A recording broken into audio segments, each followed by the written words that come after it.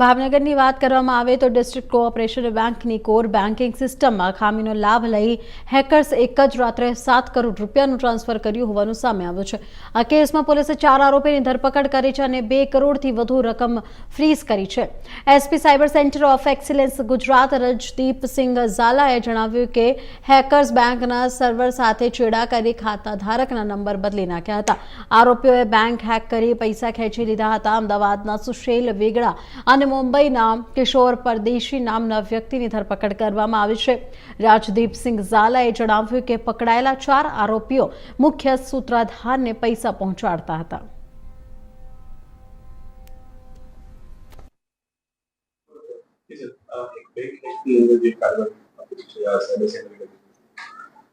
હોળી ધૂળેટીની રજા દરમિયાન Bhavnagar district cooperative bank hackers દ્વારા હેક કરી લેવામાં આવેલી હતી અને રજાના દિવસોમાં એક જ રાત્રિમાં બેંકના 4 ખાતાઓમાંથી અલગ અલગ 135 ખાતાઓમાં 7,34,91,000 રૂપિયાઓ ખેંચી લેવામાં આવ્યા હતા અને એ 135 ખાતાઓમાંથી આ પૈસાઓ ફર્ધર 500 થી વધારે ખાતાઓમાં ગયેલા।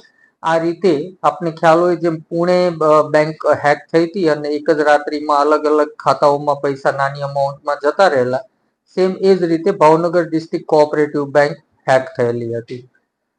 સાયબર સેન્ટર ઓફ એક્સિલન્સની ટીમે ગુનો દાખલ કરી અને બેંકના જે સર્વર લોગ હોય એનું એનાલિસિસ ડિટેલમાં કરવામાં આવેલું। તો એનાલિસિસ કરતા ધ્યાન પર આવેલ કે બેંકની જે CBS સિસ્ટમ હોય, કોર બેન્કિંગ સર્વિસ સિસ્ટમ હોય, એ જે કંપની હતી એના સર્વરમાં લૂપહોલ હતો, એટલે કે બગ હતો, જેનો આ આરોપીઓએ લાભ લીધેલો હતો। હવે આ જે CBS સિસ્ટમ હતી એ ભારતની અલગ અલગ ઘણી બેંકોમાં લાગેલી હતી। તો એક સાથે ભારત દેશની 15 થી વધારે બેંકો આ ગેંગ દ્વારા હેક કરવામાં આવેલી હતી અને હેક કર્યા બાદ બેંકના સર્વરનો એક્સેસ આ હેકર્સ લઈ લેતા હતા। એમાં અમુક ખાતાઓ નવા પોતે ખોલાવી લેતા હતા અથવા તો જૂના ખાતાઓ ટાર્ગેટ કરતા હતા। આ કિસ્સામાં 4 ખાતાઓ એમણે આઈડેન્ટિફાઈ કર્યા કે જે ખાતાઓમાં 1500 થી 2000 રૂપિયાનું બેલેન્સ હતું।